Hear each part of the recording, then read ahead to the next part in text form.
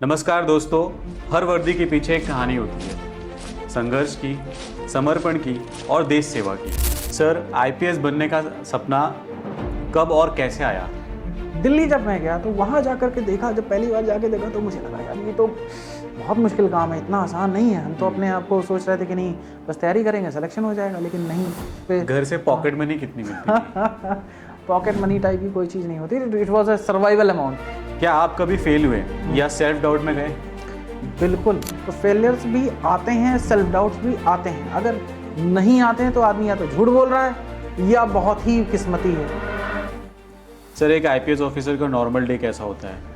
लेकिन फील्ड जो जॉब होता है उसमें आपकी कोई लाइफ नहीं होती है, आप चौबीसों घंटे you are on demand. Bikru case ने पुलिसिंग को सबसे बड़ा क्या लेसन दिया? पहली बात तो ये है कि कहीं ना कहीं स्ट्रैटेजी और उसमें सब में प्लानिंग में कुछ ना कमी रही, जिसकी वजह से इतना बड़ा कांड हो गया। सर, कोई मेमोरेबल केस? प्रयागराज में मैं जब एसएसपी था तो एक 5 साल के बच्चे की किडनैपिंग हो गई। सर, आज के यूथ की सबसे बड़ी प्रॉब्लम क्या लगती है आपको? नहीं, यूथ तो हमारा बहुत अच्छा है यार। हमारी जनरेशन जो है, नई जनरेशन लगातार स्मार्ट होती जा रही है। देखो, यूथ हमारा देश का फ्यूचर है। जितना ज़्यादा यूथ हमारा पॉजिटिव रहेगा, जितना ज़्यादा हम उसे आगे बढ़ाएंगे, उतना ज़्यादा हमारा देश आगे बढ़ेगा।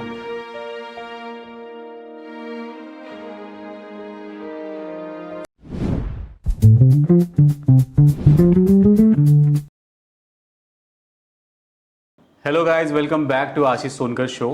Today we have a guest. नमस्कार दोस्तों, हर वर्दी के पीछे एक कहानी होती है, संघर्ष की, समर्पण की और देश सेवा की। आज हम उसी कहानी को जानने वाले हैं एक ऐसे अधिकारी से जिन्होंने अपनी कार्यशैली से लोगों का विश्वास जीता है। कृपया स्वागत कीजिए आईपीएस अतुल शर्मा सर का। Thank you. हाय सर, कैसे हो आप? क्या हाल चाल? मैं बिल्कुल ठीक हूँ आशीष, बड़ा अच्छा लगा आपसे मिल करके। और आज हम लोग देखेंगे, कोशिश करेंगे कुछ हम लोग ऐसी बातें कर सकें जिससे समाज और राष्ट्र के आगे जो कुछ सुझाव हैं या हम उसको कुछ सकारात्मक दिशा दे सकें। सर, बचपन में आप कैसे स्टूडेंट थे, नॉटी या डिसिप्लिन्ड?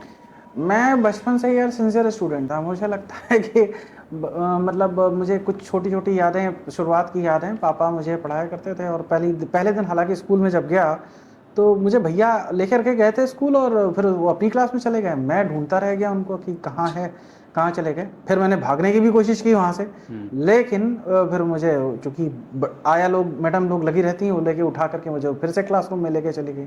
तो उतना नॉटी छोटा मोटा तो था, लेकिन जनरली मैं एक सिंसियर स्टूडेंट था। मतलब नॉटी नहीं था, डिसिप्लिन ही टाइप का था। अगर टीचर कुछ कहते थे बहुत ध्यान से सुनता था, कोशिश करता था कि नहीं उनकी बात को हमेशा मानूं। घर में हमेशा से संस्कार, कल्चर भी यही दिए गए कि अपने से बड़ा कोई भी व्यक्ति है तो उसकी बात को देखना है, सुनना है और समझ करके उसका सम्मान करना है। यस सर, आपकी फैमिली बैकग्राउंड ने आपको कितना शेप किया? फैमिली बैकग्राउंड बहुत इंपॉर्टेंट होता है। मेरे केस में तो है ही। मेरे ख्याल से हर एक व्यक्ति के बिहेवियर में, उसके जो बातचीत होती है, उसका जो तरीका होता है, उन सब चीज़ों में व्यक्ति का, फैमिली का योगदान बड़ा होता है। जो संस्कार होते हैं वो दिखते हैं। मेरे में भी बहुत ज़्यादा हैं। अब मैं एक जॉइंट परिवार में पैदा हुआ। मैंने अपने चाचा चाची और ताऊ जी, सारे जो थे चाचा जी लोगों को सबको देखा। मामा, मेरे ननिहाल पक्ष, मेरे ददिहाल पक्ष के सभी लोग मेरे साथ रहते मतलब आते जाते रहते थे। वैसा कुछ नहीं था कि न्यूक्लियर फैमिली था और कोई किसी को पसंद नहीं कर रहा है। आजकल के टाइम में न्यूक्लियर फैमिली का बड़ा चलन बढ़ गया है, लेकिन पहले ऐसा नहीं था। तो मैंने उन सभी को शेप किया, इसीलिए मुझे सारे रिलेशन पता थे। आजकल जैसे बहुत सारे स्टूडेंट्स ऐसे होते हैं, जब क्वेश्चन पेपर आता है उसमें रीजनल वाले क्वेश्चन आते हैं, कुछ रेशनल क्वेश्चन आते हैं, तो उसमें पूछा जाता है आपकी बुआ ऐसी हैं, आपके मामा, मामा की फूफा की बुआ, इस तरह से सवाल आते थे। तो मेरे लिए वो मुश्किल नहीं होता कॉम्प्रहेंड करना, लेकिन कुछ लोगों के लिए जो न्यूक्लियर फैमिली वाले हैं उनके लिए कॉम्प्रहेंड करना मुश्किल होगा, क्योंकि उन्होंने सारे रिलेशन देखे नहीं। करेक्ट सर, क्योंकि और आपका क्या है कि जॉइंट फैमिली हमेशा रहा है, हाँ, तो उसकी वजह से वो जो कनेक्शंस होते हैं वो इमीडिएटली क्विकली याद आते हैं लोगों को। क्विकली याद आ जाते हैं। हम उसको Yes, sir. इमेजिन कर सकते हैं। फिल्म है द दृश्यम की, अगर आपने किसी चीज को देख रखा है तो आप उसको ज्यादा अच्छी तरीके से याद कर पाते हैं, समझ एग्जैक्टली पाते सर, हैं। प्रैक्टिकली अगर आप किसी चीज को जानते हो तो वो आपको बहुत ज़्यादा हेल्प करेगा। सर, आईपीएस बनने का सपना कब और कैसे आया? आईपीएस, मैं तो बचपन में यार, शुरुआत में एक मिडिल क्लास फैमिली थी। पापा हमारे गवर्नमेंट जॉब में थे, तो धीरे धीरे करते करते मतलब वो उनका यही था कि पहले के समाज में भी था, आज भी बहुत लोग यही चाहते हैं। पूर्वांचल में और पूर्वी यूपी में और बिहार इस तरफ यही कल्चर है, जो कि बहुत ज़्यादा इंडस्ट्रियलाइजेशन नहीं है, बहुत ज़्यादा कॉमर्शियल एक्टिविटीज़ नहीं है। तो यही माना जाता था कि हाँ कुछ ना कुछ सरकारी जॉब पकड़ लें। आईपीएस का तो कभी किसी ने सोचा भी नहीं था, मैंने भी नहीं सोचा था, किसी ने नहीं सोचा तो मैंने भी नहीं। पापा बताया करते थे कि डीएम बहुत बड़ा अधिकारी होते हैं, एसपी बहुत बड़े अधिकारी होते हैं, लेकिन मुझे नहीं पता था कि कभी मैं आईपीएस ही बन जाऊंगा। मैं तैयारी कर रहा था शुरुआत में, चूंकि पढ़ने के दौरान मेरा बायोलॉजी मेरा सब्जेक्ट था, तो मुझे लग रहा था कि मैं डॉक्टर बनूंगा। फिर किसी वजह से उसमें नहीं हो पाया, तो मैं आगे मैंने बीएससी कर लिया और मुझे लगा कि अब मैं सीएसआईआर और जीआरएफ करके या तो प्रोफेसर बन जाऊंगा या फिर मैं रिसर्च साइंटिस्ट बन जाऊंगा। फिर उसी ड्यूरेशन में कोई व्यक्ति साथ में आया, उसने कहा कि यार आईएएस की आईपीएस की तैयारी करते हैं, यूपीएससी की तैयारी करते हैं। मुझे पता भी नहीं था कि क्या तैयारी होती है एग्जैक्टली, कुछ पता नहीं थी। फिर कुछ लोग मिले, उनके साथ तैयारी बात करते करते अचानक फिर हम दिल्ली मूव कर गए और तब हमारे दिमाग में आया कि अब यूपीएससी की तैयारी करते हैं। अब यूपीएस आईपीएस ऐसे जनरल हम लोग सोच लेते हैं, आजकल का जैसे यंग लड़का है तो वो सोचता है कि मुझे आईपीएस ही बनना है। उस समय तो बस ये था, चूंकि हम भी एक मिडिल क्लास बैकग्राउंड से थे, तो हमें लगता था कि एक अच्छी गवर्नमेंट जॉब मिल जाए। अब अच्छी गवर्नमेंट जॉब आस पड़ोस में हम जिन लोगों को देखते थे तो बहुत बड़ी जॉब्स में तो थे नहीं, तो कभी ये नहीं सोचा था कि आईपीएस बनेंगे। हाँ, जब वहाँ पहुँचे, दिल्ली पहुँचे तैयारी करने के लिए, तब ये लगा कि यार सिलेक्शन हो तो आईएएस या आईपीएस में ही हो। तब आईपीएस के लिए थोड़ा, चूंकि यूनिफॉर्म होती है तो उसके लिए चार्म हमेशा अलग से होता है, यूनिफॉर्म सर्विसेज के लिए तो चार्म हमेशा ही अलग होता है, हम फैसिनेशन होता है सोसाइटी में, सभी को होता है। मुझे भी था, मुझे भी लगा कि आईपीएस ही बन जाए। हालांकि बहुत सारी सर्विसेज होती हैं और ये आपकी रैंक डिसाइड करती है कि आपको कौन सी सर्विस मिलेगी। भगवान के आशीर्वाद से, माता पिता के आशीर्वाद से मेरी रैंक बहुत अच्छी थी, तो मुझे पहले दिन से पता था कि मैं आईपीएस बन रहा हूँ और यूपी काडर आ रहा हूँ अपने होम काडर में। अदरवाइज होम काडर आना भी बहुत मुश्किल काम होता है। वेरी नाइस सर, बहुत इंटरेस्टिंग स्टोरी है आपकी। क्या कोई ऐसा टीचर या मेंटर था जिसने आपकी लाइफ बदल दी? हाँ, जब भी आप ये इतनी बड़ी जर्नी को करते हैं, क्योंकि हिंदुस्तान की सबसे बड़ी सर्विसेज हैं ये, Indian administrative services, Indian police services, Indian foreign services. मेरा फॉरेन सर्विस में भी हो जाता, लेकिन मैंने फॉरेन सर्विसेज को नीचे रख रखा था। तो मतलब मेरे से 4 रैंक नीचे तक के लोगों को जनरल कैटेगरी में आई फॉरेन सर्विसेज मिला था, तो मैंने उसको ऑप्ट नहीं किया था। तो मुझे तो आईपीएस जाना था, मतलब देश में ही सेवा करनी थी, तो मुझे लग रहा था कि मैं अपनी रूट से कनेक्टेड रहूं। वही जॉइंट फैमिली का जो कल्चर मेरे पास था, बचपन से मैंने देखा, पापा हमेशा से लोगों को सपोर्ट करते रहते थे फैमिली में, उन्होंने देखा, वही फीलिंग मेरे अंदर भी रही, तो वही चीज़ें थी, तो था कि यहीं पर करेंगे। तो आईपीएस बनने का मतलब ये था कि सपना जो था वो इसी तरह से आया। फिर उसमें आप दिल्ली गए, फिर तैयारी करते रहे और फिर किसी समय ऐसा है।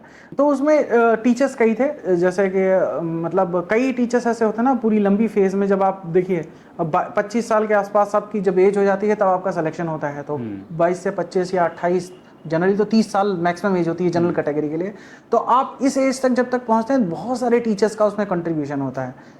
मुझे प्राइमरी के बहुत सारे टीचर्स याद हैं, जूनियर के बहुत सारे टीचर्स याद हैं, उसके बाद ग्रेजुएशन के और फिर पोस्ट ग्रेजुएशन के, और उसके बाद फिर जब आप दिल्ली पहुंचते हैं या जहां पे आप तैयारी करते हैं, बेसिकली वहां पर सबसे इम्पोर्टेंट होता है। तो वहां पे हमारे एक मतलब टीचर हैं, रजनीश राज सर हैं। अच्छा। दिल्ली के हैं और वैसे रहने वाले बिहार के हैं, बेगूसराय के, लेकिन दिल्ली में उन्होंने हमें हिस्ट्री पढ़ाई और जीएस भी बहुत सारा गाइड किया और भी बहुत सारी चीज़ों में गाइड किया उन्होंने, और इंटरव्यू के लिए तैयारी कराई। इनफैक्ट जो मेरा पहली बार विश्वास दृढ़ पक्का हुआ कि तैयारी वास्तव में की जा सकती है, सफलता लाई जा सकती है, तो पहला सोपान उनके द्वारा तय हुआ। बाद में और भी कई लोग थे, ऐसा नहीं है, लेकिन मेन उनका रजनीश राज सर का मैं नाम लेना चाहूँगा, क्योंकि उन्होंने जिस तरह से शेप किया। और सबसे बड़ी बात यह है कि वो पुराने वाली गुरु परंपरा के हैं, जो मतलब ये नहीं है कि पहले पैसे दोगे तब तुम्हें पढ़ाएंगे।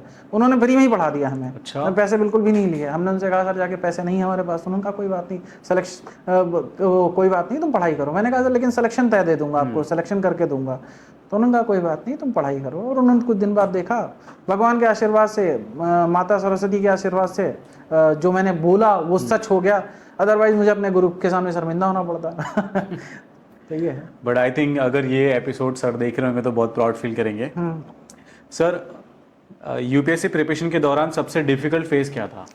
डिफ़िकल्ट फेजेस बहुत सारे होते हैं यार। यूपीएससी की तैयारी के लिए जब मैं सही तैयारी तो ये बताऊंगा, लखनऊ में था 2 साल वहाँ भी किया था, लेकिन सही तैयारी तो तब होती है जब वास्तव में आप जाते हैं, दिल्ली में जाते हैं और वहाँ पे 50,000 1 लाख लोगों की, स्टूडेंट्स की भीड़ को देखते हैं और वहाँ देखते हैं कि वास्तव में कितने लोग हैं। आप छोटे सेंटर्स पे लखनऊ में, पटना में, आंध्र प्रदेश, हैदराबाद, बेंगलोर, मुंबई में भी इसकी स्टडी कर सकते हैं, राजस्थान में, जयपुर में, मध्य प्रदेश में, भोपाल में स्टडी कर सकते हैं, तैयारी कर सकते हैं, लेकिन वहाँ पर आपको उस तरह का सीरियस स्टूडेंट का क्राउड नहीं दिखेगा, एटमॉस्फेयर नहीं।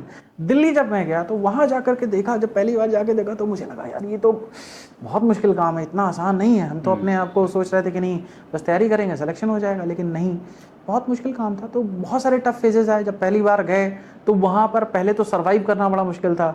जब मैं वहाँ पहुँचा तो पापा उस समय रिटायर हो चुके थे, तो वहाँ पे इकोनॉमिकली अपने आप को सरवाइव करना, कैसे वहाँ पे घर से पॉकेट मनी कितनी मिलती थी?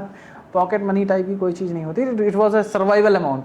पॉकेट मनी तो मतलब उन लोगों को मिलती है जो बड़े घर के बच्चे होते हैं यार। अच्छा। मिडिल क्लास जो घर होते हैं, संघर्ष की कहानी तुम्हारी भी है, तुम पापा तुम्हारे संघर्ष किए, फिर तुमने संघर्ष किया, आजकल आज अच्छे फेज में हो, अच्छी बात है, लेकिन पॉकेट मनी टाइप की कोई चीज़ नहीं होती हमारे यहाँ। वहाँ पे यही होता है कि भाई जो आपका सर्वाइवल अमाउंट है दैट इज़ द अमाउंट की, वही आपको करना है। इनफैक्ट कई बार उससे कम पड़ जाता था। बाय हुक बाय क्रुक आपको उसी पैसे में एडजस्ट करना है। बाई क्रुक क्या मतलब, कल्चर ऐसा था कि क्रुक तो कर ही नहीं सकते थे, बस अच्छे तरीके से सर्वाइव उसी में करना है, किसी तरीके से अपने आप को करना है।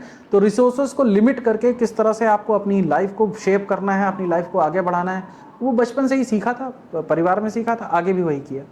तो कितने टाइम तक ये सिलसिला चलता रहा सर? लगभग 4 साल। मैं 2005 के आसपास में पहुंचा था वहाँ दिल्ली में, और 2009 में मेरा सिलेक्शन हुआ। 4 साल लगा, 4.5 और आपने कितने अटेम्प्ट दिए थे? मैंने तीसरे अटेम्प्ट में मेरा सिलेक्शन हुआ। फर्स्ट अटेम्प्ट में पीटी भी नहीं हुआ, सेकंड अटेम्प्ट में फिर मेंस दिया तो उसमें फाइनली कुछ वजहों से रह गया।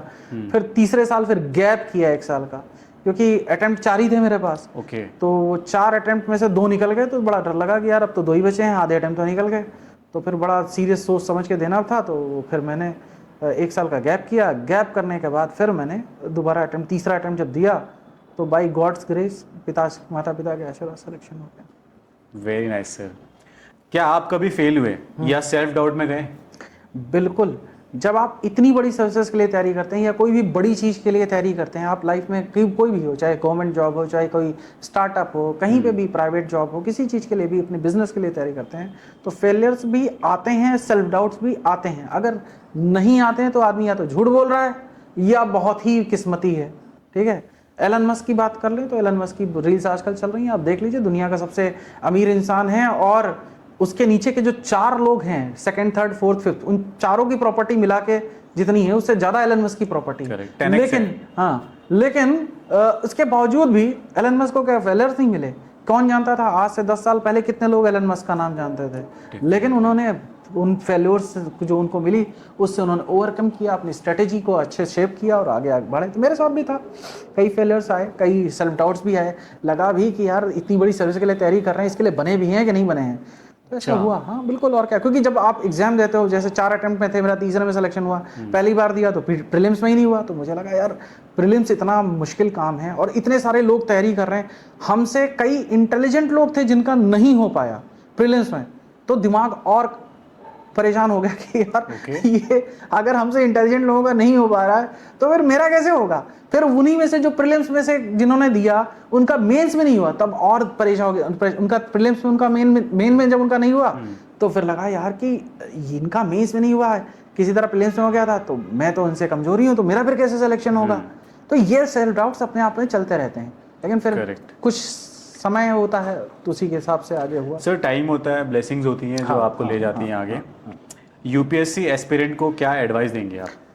यूपीएससी एस्पिरेंट्स को पहली बात तो बता दूंगा कि भाई धैर्य रखो, कड़ी मेहनत रखो, और ये ध्यान रखो कि मेहनत से कभी जी नहीं चुराना है और लंबी मेहनत करनी है, बड़ी मेहनत करनी है। कभी ये नहीं सोचना है कि शॉर्टकट में होगा। ये आसान एग्जाम नहीं है, मुश्किल एग्जाम है, लेकिन अगर आप सही रास्ते पर रहेंगे, सही स्ट्रेटेजी करेंगे तो आप जरूर हो जाएगा। उसके लिए आपको सिलेबस, सबसे 3-4 स्टेज की चीज़ें होती हैं जो शॉर्ट में बताई जा सकती हैं। सिलेबस आपको बहुत अच्छे से देखना है कि क्या सिलेबस है, उसको अच्छे से पढ़ो, समझो, उसकी लाइन बाय लाइन को रट लो। उसके बाद देखो कि उसके नोट्स कहाँ मिल सकते हैं, चाहे वो ऑनलाइन मिल रहे हो चाहे ऑफलाइन मिल रहे हो। उन नोट्स को उठाइए, उन नोट्स को, जो बेस्ट नोट्स हों उनको, बेस्ट नोट्स जो हों और बेस्ट जो बुक्स हैं, जो बेसिक बुक्स होती हैं, उनको 10-10 बार पढ़ो।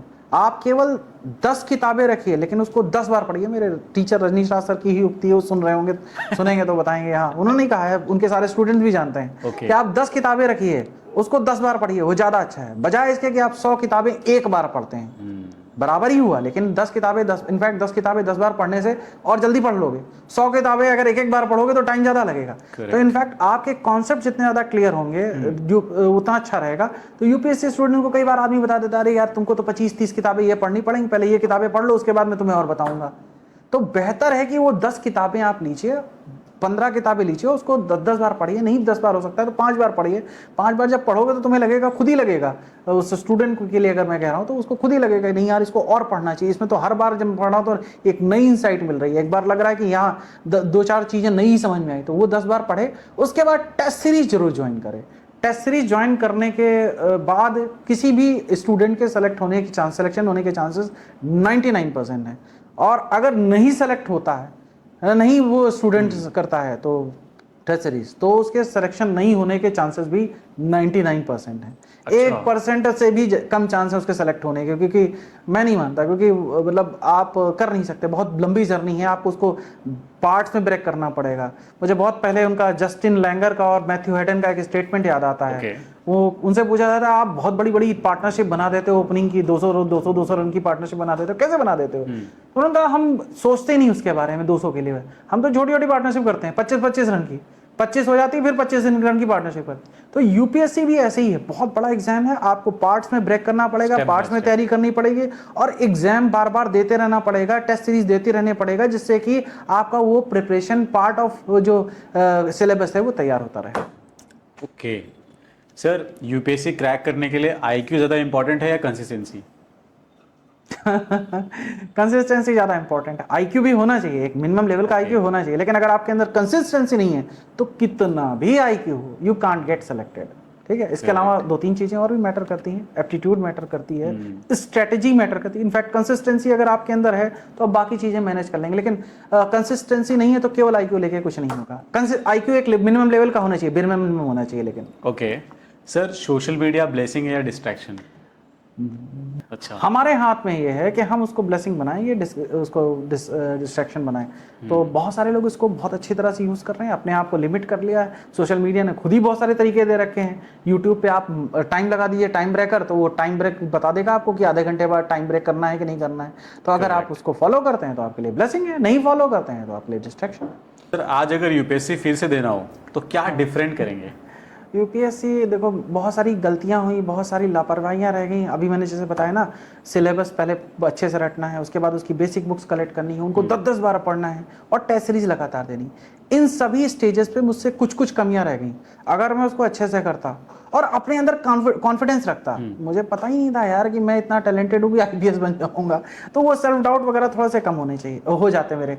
अगर मैं इन चीज़ों को ठीक से करता तो बेहतर रहता। तो मैं इन चीज़ों पर थोड़ा और फोकस करूँगा और कंसिस्टेंसी दिखाऊंगा। अभी तुमने सवाल पूछा ही, कंसिस्टेंसी दिखाऊंगा। कभी कभी कंसिस्टेंसी भी ब्रेक हुई तो इन चीज़ों पर ध्यान दूंगा मैं। सर यूपी बिहार के जो लड़के होते हैं उनके अंदर ऐसा माना गया है कि कॉन्फिडेंस थोड़ा सा कम बोलते हैं लोग। ठीक है, पढ़ाई में तेज होते हैं बट कॉन्फिडेंस थोड़ा सा वीक होता है, ऐसा लोग बोलते हैं। इंटरव्यू पैनल के सामने कॉन्फिडेंस कैसे मेंटेन किया आपने? वही जो मैंने अभी बताया, टेस्ट सीरीज या उसको मॉक टेस्ट कहते हैं। Okay. अगर आप पहले से बहुत सारे प्रैक्टिस करके जाते हैं, पहले से एग्जाम से पहले, इंटरव्यू से पहले हम लोग के मॉक टेस्ट होते थे। मैंने भी बहुत सारे मॉक इंटरव्यू दिए।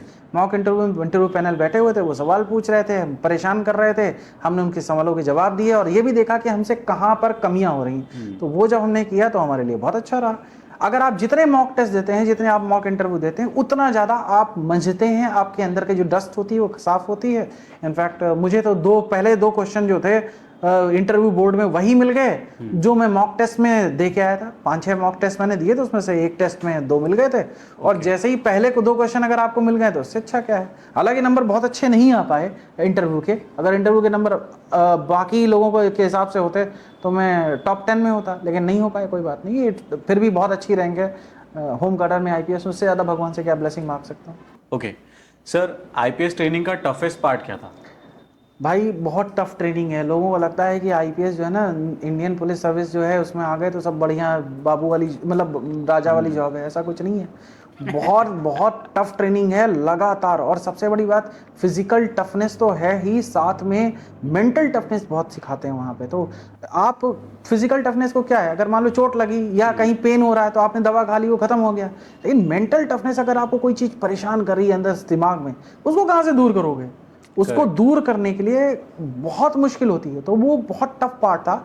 कुछ चीज़ें मेरे लिए दिक्कत हुई, क्योंकि मतलब पढ़ने में तो मैं ठीक था, तो पढ़ने में तो चलो कर लिया। लेकिन जब मैं वहाँ पे, खासकर इसको बताऊंगा कि आउटडोर एक्टिविटीज़ जो वहाँ पे थी, क्या कहते हैं, एनपीए में, नेशनल पुलिस एकेडमी हैदराबाद जो हमारी है, तो वहाँ पर जब आउटडोर एक्टिविटीज़ में गया तो वहाँ तो इतनी सारी आउटडोर एक्टिविटीज़, सारे टाइप के स्पोर्ट्स, चाहे वो इंडोर हो चाहे आउटडोर हो, सारे टाइप के गेम्स होते थे।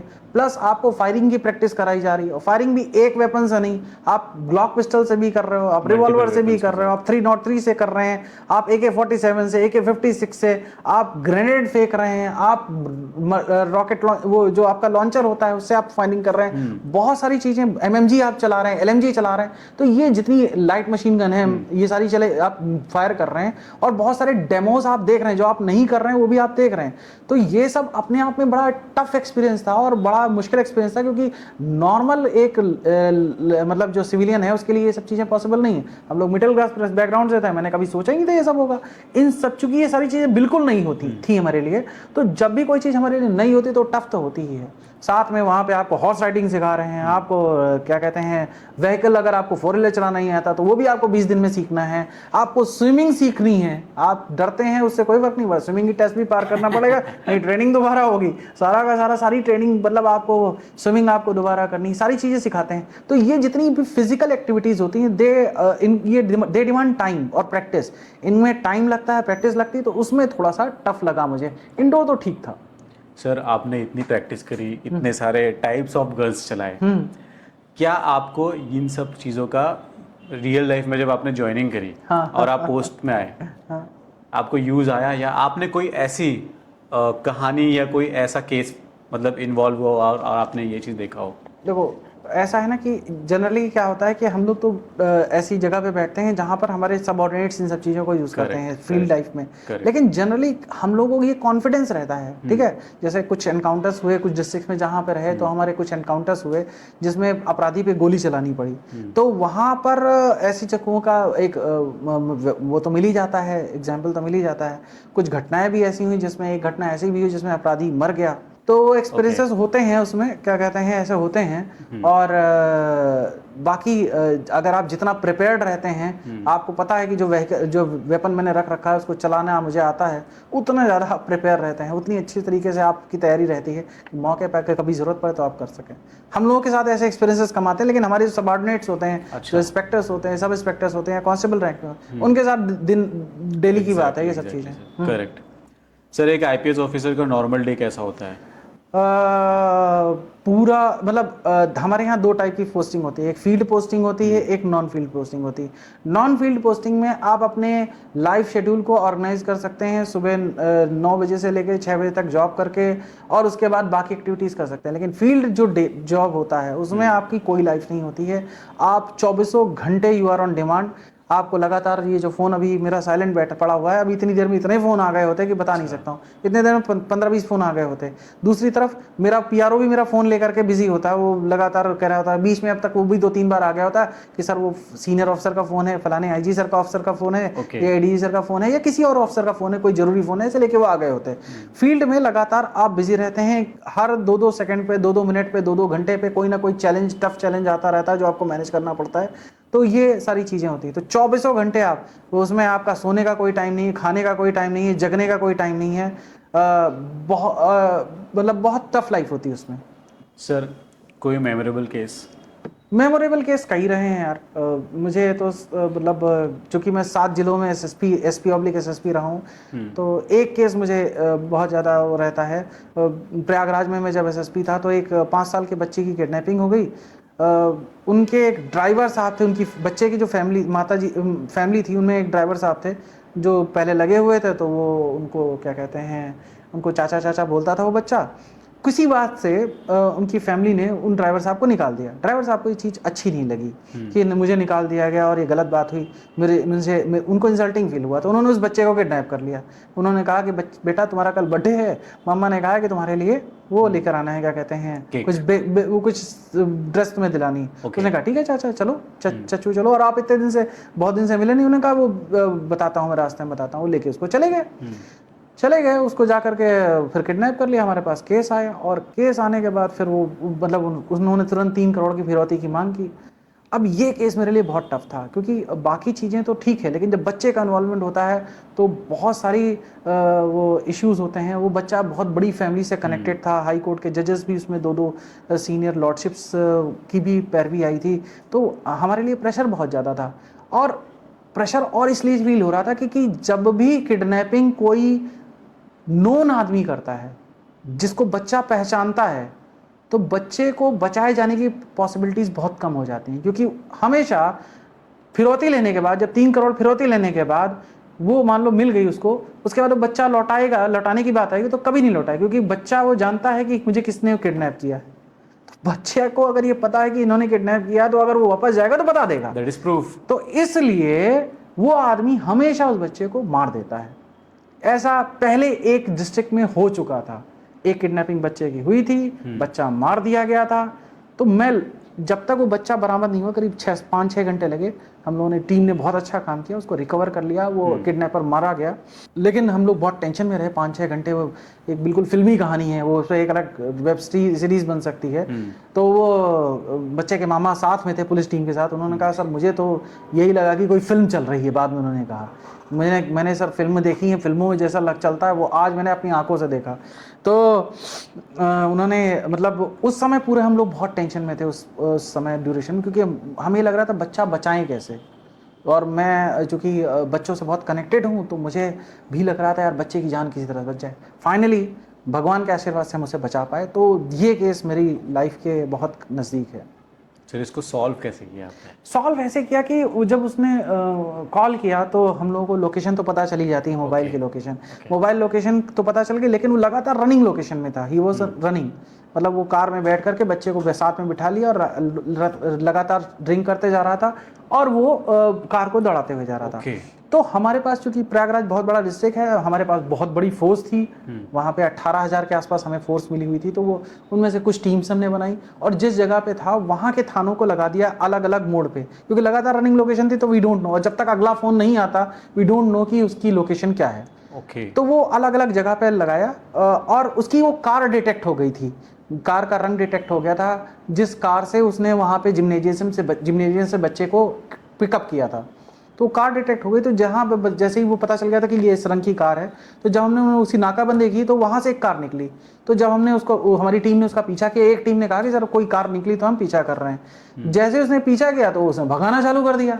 तो वो समझ गए कि ये वही कार है। थोड़ी देर बाद वो क्लियर हो गया। फिर दूर से दिख भी जाता है कि एक बच्चा साथ में बैठा, बगल से निकालने की कोशिश, पता चल गया।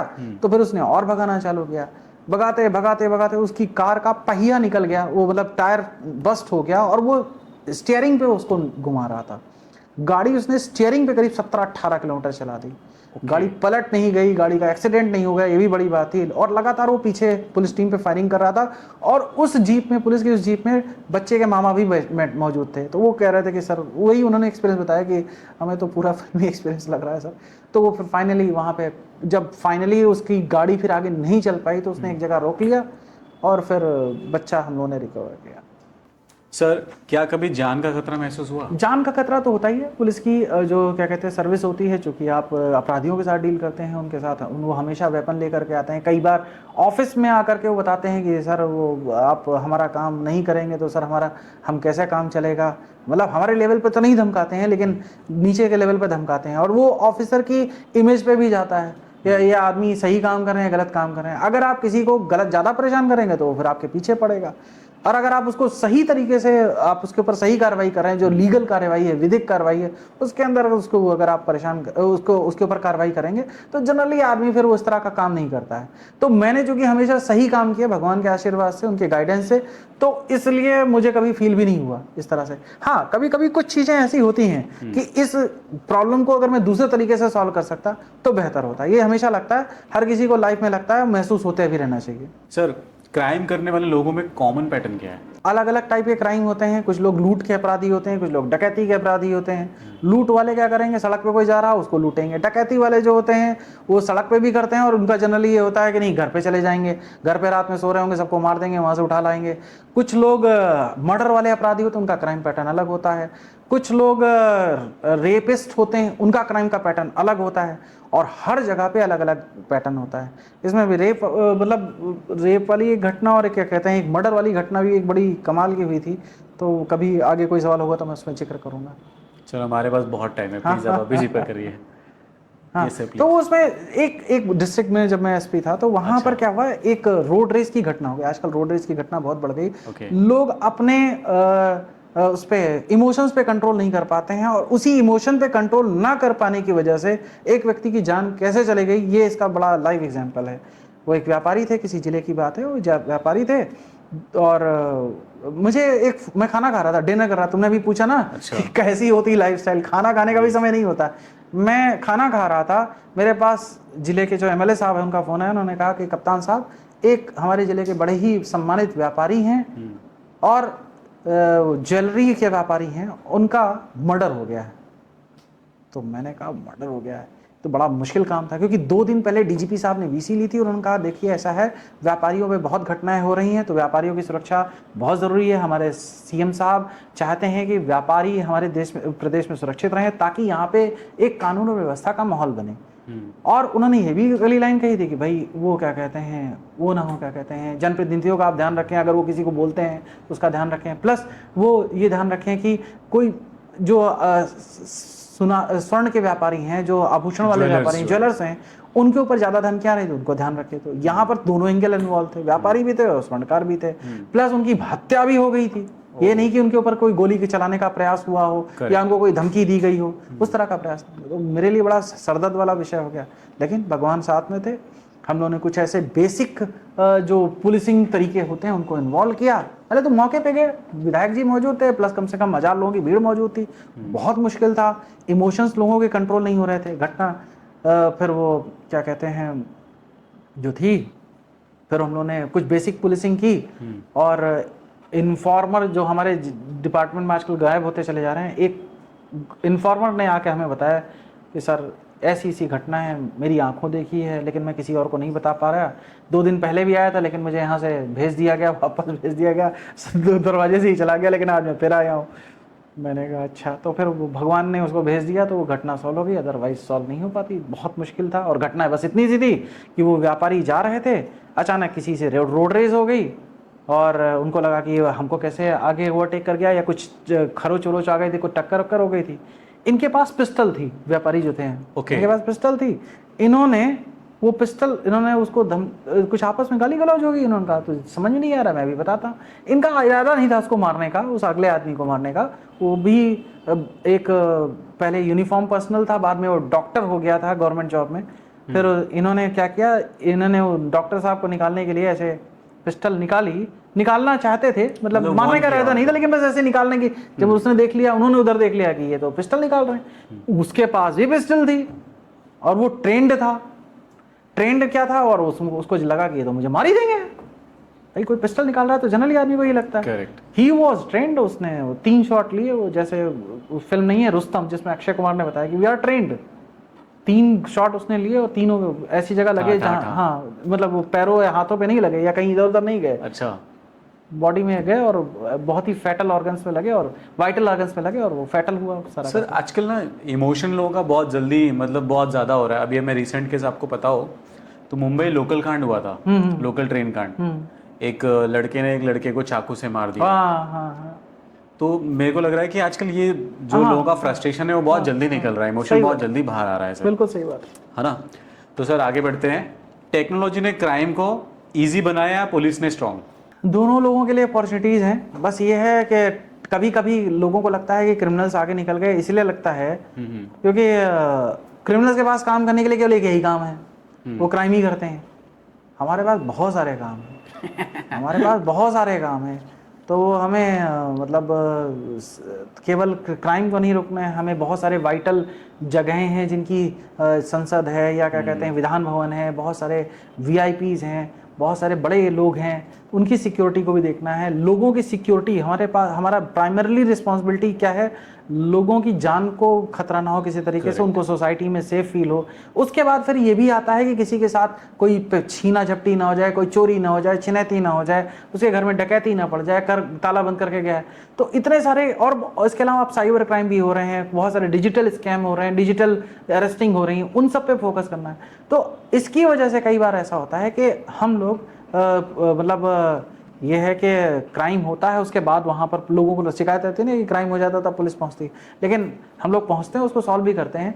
क्रिमिनल्स ने इसका फ़ायदा जरूर उठाया है, लेकिन पुलिस भी इसमें पीछे नहीं है। हम लोग लगातार काम कर रहे हैं और पब्लिक को रिलीफ भी बहुत मिल रहा है। जो लोग हमारे पुलिस वालों के टच में रहते हैं, दे नो इट कि इतनी सारी समस्याओं के बावजूद भी पुलिस बहुत अच्छा काम कर रही है। खासकर जो नए बैचेस हैं, इनमें जो भी नए लड़के आ रहे हैं, चाहे वो आईपीएस ऑफिसर्स हों, चाहे वो सब इंस्पेक्टर्स हों, चाहे वो सिपाही रैंक के हों, दे आर वेरी ट्रेंड, बहुत ही अच्छे पढ़ाई लिखाई के बैकग्राउंड से आ रहे हैं। बहुत सारे तो बीटेक हैं, बीएससी हैं, एमटेक हैं, वो लोग आ रहे हैं और they have great fascination for the technology और बहुत अच्छा काम कर रहे हैं। वो कई लड़के तो ऐसे होते हैं जो हमसे भी ज़्यादा किसी चीज़ में ट्रेंड होते हैं। जैसे कि जनरेशन अल्फा और जनरेशन जी को हम लोग नहीं compete कर सकते, दे हैव डिफरेंट माइंडसेट भाई। Correct. वो हमसे आगे हैं और इस बात को हमें मानना चाहिए। हमारी आगे आने वाली पीढ़ी जो है वो हमसे ज़्यादा स्मार्ट है, उस बात को एक्सेप्ट करना चाहिए, अच्छी बात है। तो करेक्ट सर। साइबर क्राइम से बचने का कोई टिप्स? साइबर क्राइम पे बहुत सारे पुलिस ऑफिसर्स बहुत अच्छे काम कर रहे हैं, बहुत सारे। आप यूट्यूब पे चले जाइए, साइबर क्राइम से यही अगर जो टॉपिक आपने बोला आप डालिए और देखिए इतने अच्छे वीडियोस आ जाएंगे। एक झारखंड का एक लड़का है डिप्टी एसपी, वो लगातार वीडियो बना करके डालता है और यूनिफॉर्म में डालता है, तो लोगों की थोड़ी सी ऑथेंटिसिटी भी लगती है कि नहीं कोई फालतू का आदमी नहीं डाल रहा है। बहुत ही अच्छे से टॉपिक को कवर करता है। हम लोग पुलिस ऑफिसर्स तो पूरी बात उसकी समझ जाते हैं, जनरल पब्लिक देखेगी तो 20 मिनट का एक वीडियो होता है, उसमें अलग अलग स्कैम को वो बताता रहता है कि कैसे कैसे कौन कौन से स्कैम होते हैं। उसको बढ़िया से ध्यान से देखें। इसी टाइप से 4-5 पेजेस को सेलेक्ट कर लें, आपकी लगातार ट्रेनिंग होती रहेगी। हम किसी भी चीज़ से, गलत चीज़ से बचने का तरीका हमारे पास यही है कि हमारी कितनी तैयारी है। अगर हम रोड एक्सीडेंट से बनना चाहते हैं बाइक चलाते समय, तो हम हेलमेट पहनते हैं ना। करेक्ट। बस उसी तरीके से अगर हम किसी भी चीज़ से बचना चाहते हैं तो हमारी प्रिपेयर्डनेस कितनी अच्छी है, इस पर फोकस करना पड़ेगा। उस लड़के के वीडियोस देखिए, बहुत सारे और लोग बहुत अच्छा काम कर रहे हैं। प्राइवेट में एक लड़का है राहुल मिश्रा, बहुत अच्छी ट्रेनिंग देता है, साइबर क्राइम एक्सपर्ट है, उससे बात कर सकते हैं। एक धामी साहब है, बहुत अच्छा काम करते हैं। तो ये सारे लोग अच्छा काम कर रहे हैं, इनके वीडियोस भी पढ़ें। आजकल सोशल मीडिया की वजह से अच्छी बात यह है, यूट्यूब पे लोग अपना या इंस्टाग्राम पे लगातार रील्स के माध्यम से बहुत सारी चीज़ें फोकस पे आ जाती हैं, बताते हैं लोग कि कैसे काम हो रहे हैं, कि कैसे उन चीज़ों से बचा सकता है। उन सारे वीडियोस को देखें, आप बहुत अच्छे से ट्रेन हो सकते हैं। आपको कहीं जाने की जरूरत नहीं, बेड में बैठे रहिए, आराम से कान में सुनते रहिए और आप बढ़िया ट्रेंड हो जाएंगे। करेक्ट। सर, ड्रग अब्यूज़ और गैंग कल्चर पर आपका क्या राय है? ड्रग बहुत बड़ी बीमारी है, लगातार ख़त्म होनी चाहिए। पुलिस भी इसमें काम कर रही है, नारकोटिक्स का एक अलग डिपार्टमेंट इसमें काम कर रहा है, लेकिन साथ साथ हमारे समाज को भी एनजीओज बहुत सारे काम कर रहे हैं। हमारे समाज में भी लोगों को थोड़ा ध्यान देना पड़ेगा। पहले जब हम लोग जॉइंट फैमिली थी तो पता चला कि मुझे याद है, हम लोग बच्चे थे, हम जब पापा घर से बाहर रहते थे तो चाचा घर में होते थे, चाचा बाहर होते तो पापा होते थे, कोई ना कोई पेरेंट होता था। तो अब कभी कोई खुराफात करने का अवसर ही नहीं मिला।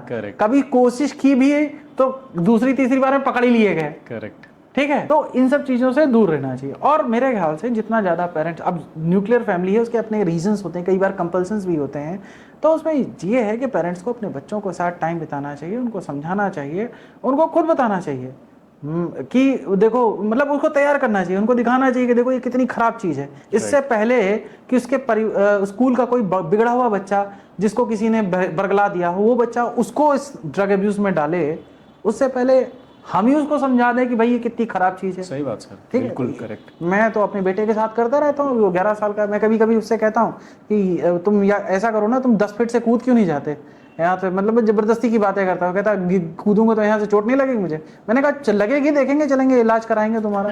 तो इस तरह की कुछ बातें उसके साथ ऊटपटांग करता रहता हूँ, जिससे वो तैयार होता रहता है इन चीज़ों के लिए। हम लोगों ने अपने बच्चों को आजकल कुकून में डाल दिया है, शेल में डाल दिया, उनको तैयार करने की बहुत ज़रूरी है। वो एक टीचर हैं विकास देवी कीर्ति साहब, बहुत बढ़िया बोलते हैं कि हम अपने बच्चों को गोलू मोलू नहीं बनाना है, उनको बहुत फाइटर बनाना है। अगर उनको अच्छे से वो करते हैं, तैयार करते हैं, तो सोसाइटी के चैलेंजेस के लिए तैयार रहेंगे, नहीं तो पता चला ऐसे ही रखते हैं। सर, पेरेंट्स बच्चों को क्राइम से दूर कैसे रखें? सबसे बड़ी बात है बच्चों के साथ टाइम बिताएं, उनसे बात करें। जब भी और सबसे अच्छा तरीका ये है कि इसमें जब उनके साथ आप टाइम बिताओगे तो आप सोचोगे टाइम कब बिताएं, कैसे बिताएं। तो आजकल क्योंकि सब लोग न्यूक्लियर फैमिलीज में बहुत लोग चले गए हैं, तो बच्चा जब भी स्कूल जा रहा है उसको छोड़ने जाएं, उसको लेने जाएं, नहीं पॉसिबल है तो जिस समय वो लौट करके आए, जब उसका फ्री टाइम है, स्कूल, ट्यूशन, गेम्स, कोशिश करें गेम्स में जब वो जा रहा है तो उसके साथ जा सकें। और अगर नहीं जा पा रहे हैं तो जिस समय भी उसका फ्री टाइम हो उस समय उससे पूछेंगे बेटा बताओ दिन भर में तुमने क्या काम किया।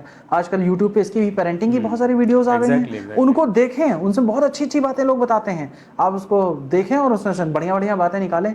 बच्चे के सेल्फ रिस्पेक्ट को कभी हर्ट नहीं करना चाहिए, क्योंकि अगर आपने उसके सेल्फ रिस्पेक्ट को हर्ट किया तो स्कूल में और कोचिंग में उसकी धज्जियां उड़ा देंगे लोग। तो उसके साथ अच्छे से बिहेव करें, उसके साथ टाइम बिताएं और उससे पूछें, उसको बोलने दें, उससे कहें कि भाई बताओ आज दिन भर में क्या हुआ, आज तुम्हें क्या अच्छी चीज लगी, आज दिन भर में कोई एक अच्छी चीज तुम्हारे साथ हुई तो बताओ, कोई खराब चीज हुई है तो मुझे बताओ।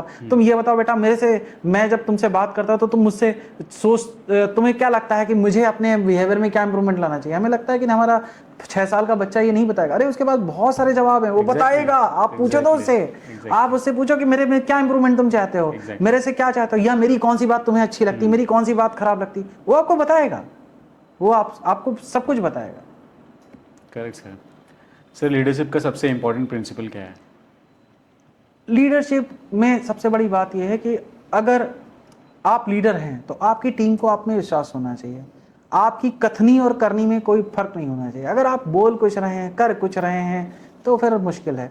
आप अपने सारे जितने आप लीडर हैं तो आपके साथ बहुत सारे लोग होंगे, अलग अलग बैकग्राउंड से आएंगे, अलग अलग रीजन, लैंग्वेज, कल्चर के लोग आएंगे। और जैसे हम पुलिस डिपार्टमेंट में हैं, यहाँ पे मेरे जिले के लगभग 6,500 लोग काम करते हैं आज की डेट में।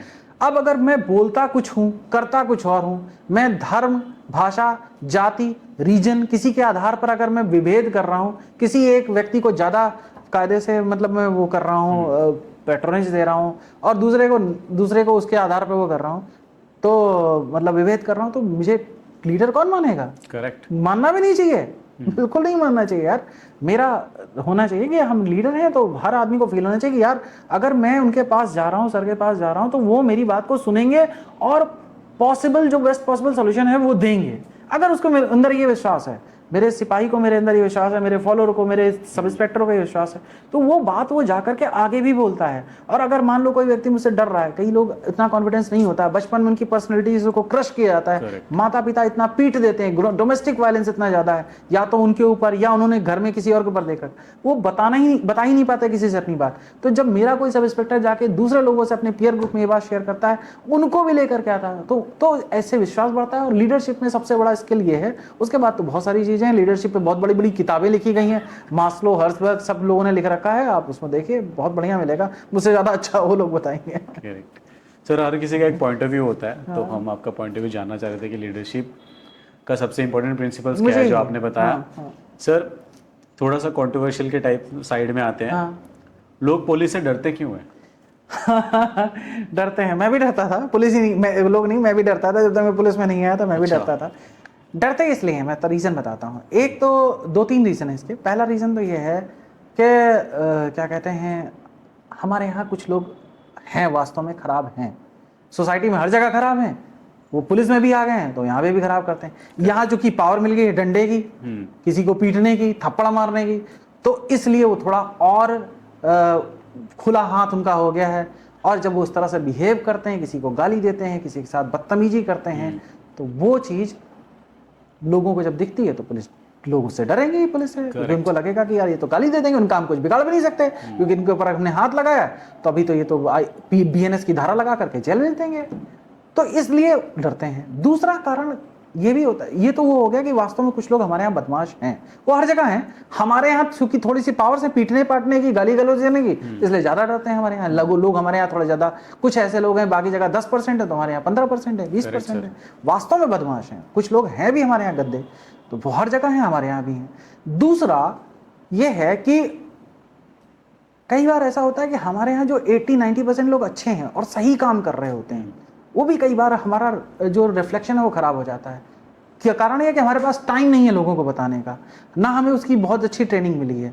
जैसे मेरा कोई एक दरोगा है या कोई हमारा एक सिपाही है, सड़क पे खड़ा हुआ है, अब अगर किसी अपराधी ने, किसी लड़के ने किसी लड़की को छेड़ दिया, अब वो लड़की ने आके शिकायत किया, आके रो दिया, अब वो लड़का पकड़ लिया उन्होंने, और उन्होंने सड़क पे उसके 4 थप्पड़ मारे, घसीट घसीट के 4 थप्पड़ मार दिए।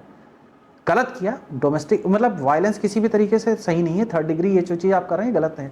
आप उसको 2 थप्पड़ मार दिए, गलत बात है, लेकिन जो वो कर रहे हैं उस जगह पे सामने कर रहे हैं, वहाँ के लोग जो अगल बगल खड़े उनको तो समझ में आ रहा है कि इसने लड़की का दुपट्टा खींचा था, इसलिए पुलिस वाले ने इसको मारा, केस वहीं सॉल्व हो गया। लेकिन जो 100 मीटर दूर खड़ा आदमी होगा वो यही सोच रहा होगा कि यार ये लड़का बेचारा जा रहा होगा, इससे पैसे मांगे गए होंगे, इसने दिए नहीं होंगे, तो ये राक्षस लोग उसको पीट रहे हैं।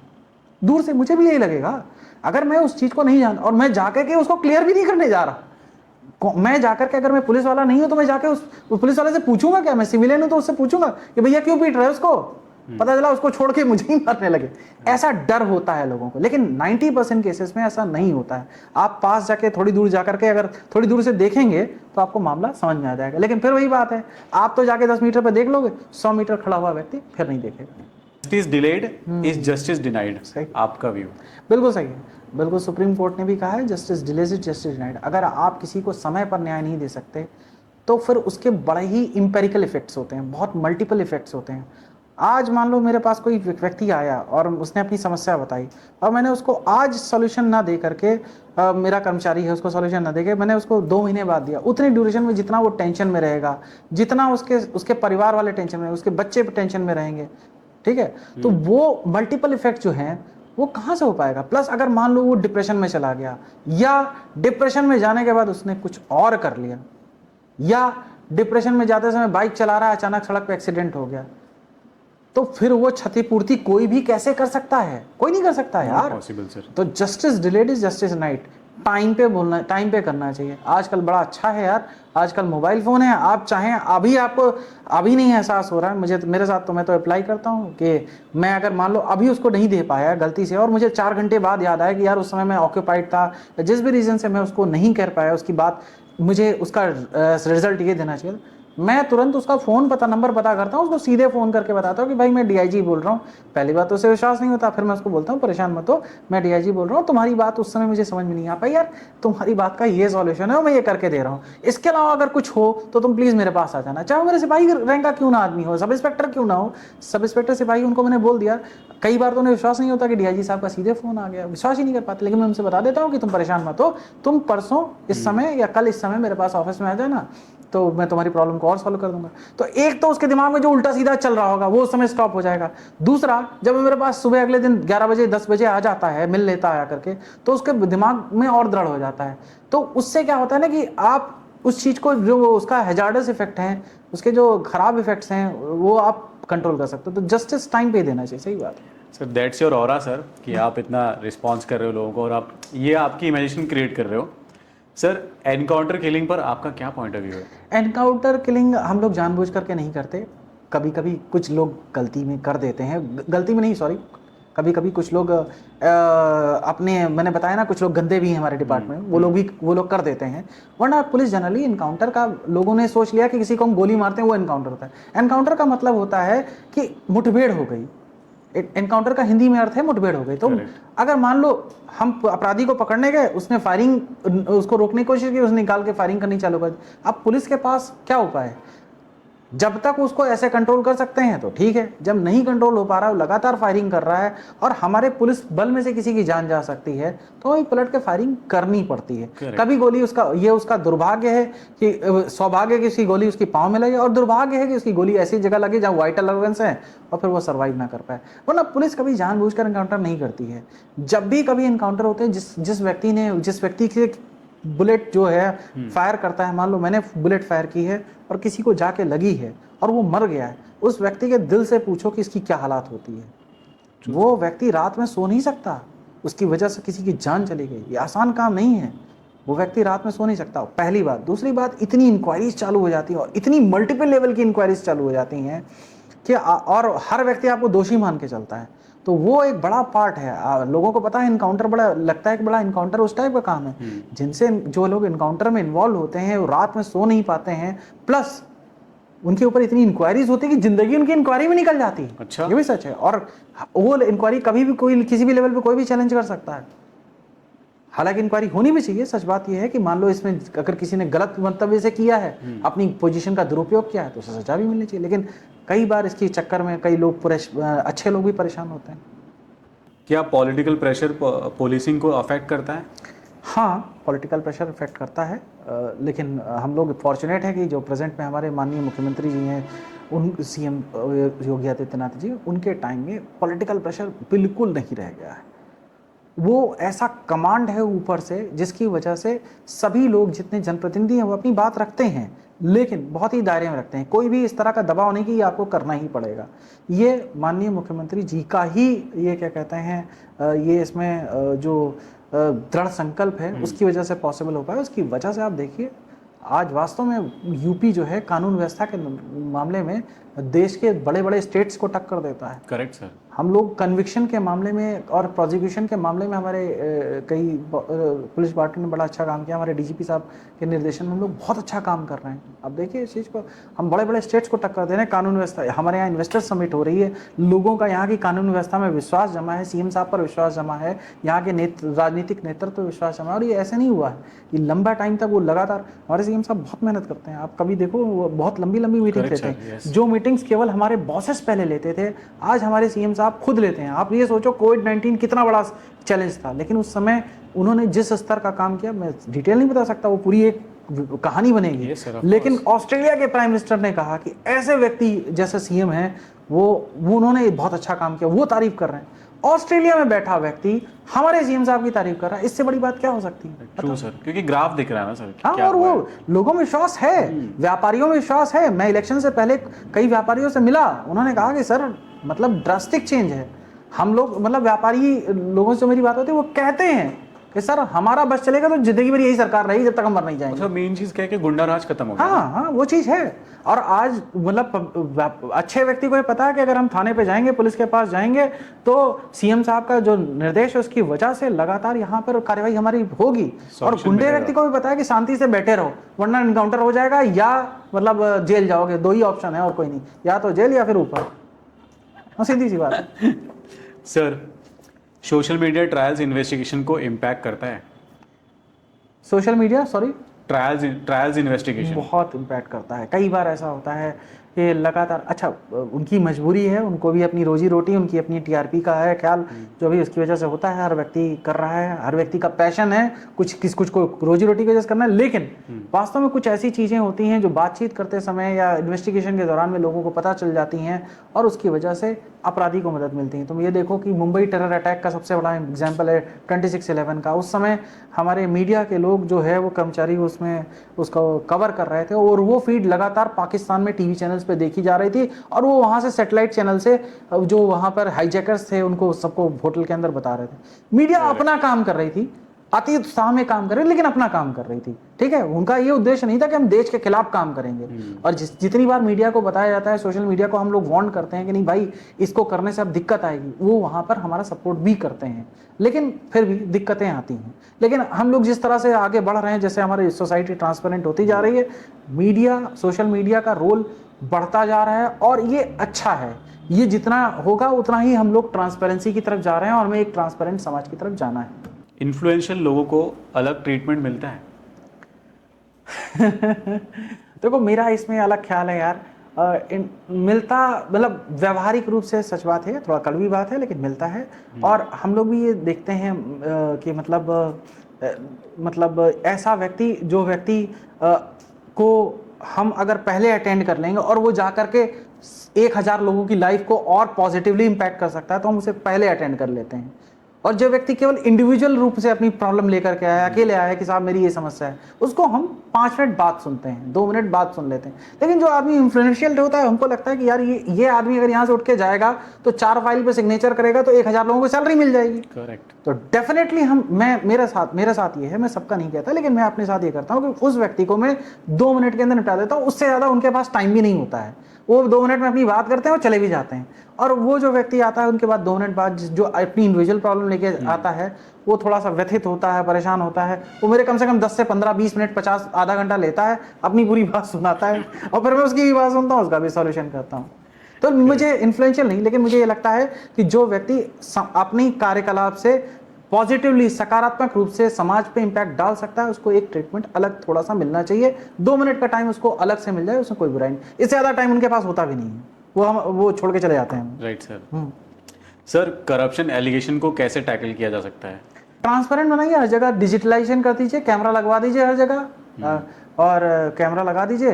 जितना ज़्यादा डिजिटलाइजेशन होगा, करप्शन उतनी जल्दी कम होता जाएगा। देखिए गवर्नमेंट, हमारे पीएम साहब ने बड़ा अच्छा काम किया है। जेम पे जितनी भी परचेजेस होती हैं आजकल, गवर्नमेंट जेम पे परचेजेस होती हैं। तो पहले टेंडर्स में बहुत होता था कि नहीं, टेंडर्स के माध्यम से इनको फ़ायदा पहुंचा जा रहा है, उनको फ़ायदा पहुंचा जा रहा है। आज जेम के बारे में अगर आप यूट्यूब पे सर्च करोगे, तो जेम की प्रक्रिया के बारे में पढ़ाओगे तो पता चल जाएगा कि उसमें पार्टिसिपेट करने के लिए कोई अमेरिका में बैठा है, कनाडा में बैठा है, वो भी पार्टिसिपेट कर सकता है।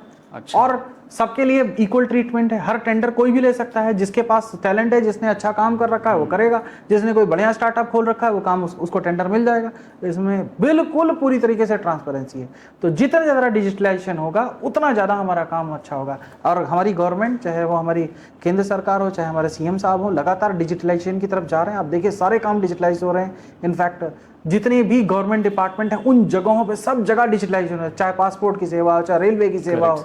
आप देखो रेलवे में पहले आदमी, तुम्हें तो याद भी नहीं होगा, रेलवे में रिजर्वेशन के लिए लोग रेलवे लाइन काउंटर पे जाके लाइन लगाते थे। आज कहीं जाने की जरूरत नहीं है, आप आराम से बुक करो, चाहे वो सामान्य टिकट हो, चाहे वो सामान्य टिकट तो वहीं से मिलेगा शायद, लेकिन वो क्या कहते हैं, रिजर्वेशन के लिए आप जाओ तत्काल लेने के लिए कहीं भी, कोई भी रिजर्वेशन करने के लिए आपको कहीं लाइन में लगने की जरूरत नहीं है। मैंने कराया लाइन में लगे रिजर्वेशन, और मैं जानता हूँ वो पेन कितना बड़ा था। बहुत लोगों ने कराया। आज हम बैठे बैठे घर आराम से करते हैं। जितना ज़्यादा डिजिटलाइजेशन होगा, जैसा यूपीआई का है, हमारे प्रधानमंत्री जी ने चालू किया, और पूरे देखिए कितने देश उसको अपना रहे हैं। अभी इंडोनेशिया गए थे, वहाँ अपनाया गया, मॉरिशस में अपनाया गया, सब जगह तो अपनाया जा रहा है। सर, रिजर्वेशन का तो पेन था, एक्चुअली में था सर। किस चीज़ का? हमने भी रिजर्वेशन टिकट्स का पेन तो बहुत हाँ ज्यादा हाँ, था। और क्या, ये सामान्य आदमी, आम आदमी की पीड़ा है। मिडिल क्लास आदमी की तो बहुत बड़ी प्रॉब्लम है। हाँ। मुझे भी एक किस्सा याद है कि हम बहुत छोटे छोटे थे, स्कूलों में पढ़ते थे, तो साल में एक बार छुट्टी मिलती थी मई जून की, मुंबई से। तो ये होता था कि घर जाना है। हाँ। और घर जाने के टाइम पे ये होता था कि टिकट कैसे मिलेगा, क्योंकि वो टाइम पे बहुत ज्यादा प्रेशर रहता था।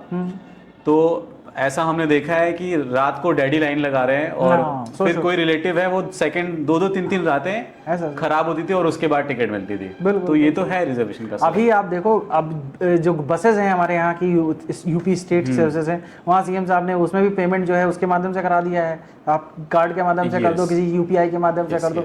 तो अब जब वो हो गया, तो ना कंडक्टर कुछ गड़बड़ी कर सकता है, ना वो आदमी गड़बड़ कर सकता है। वो कहेगा अरे मैंने तो आपको 100 का नोट नहीं, मैं तो आपको 500 का नोट दिया था।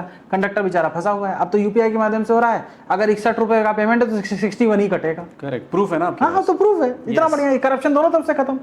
ना आप ज्यादा पैसा दे सकते हैं, ना कोई ज्यादा पैसा ले सकता है। Right sir. हाँ sir, first debate round, freedom और speech vs nation security. Freedom of speech होनी चाहिए। हम लोग लगातार आगे बढ़ रहे हैं, लगातार इसमें आगे बढ़ना ही चाहिए। जितना ज़्यादा हम करेंगे, ये हमारे फंडामेंटल राइट्स में होना चाहिए।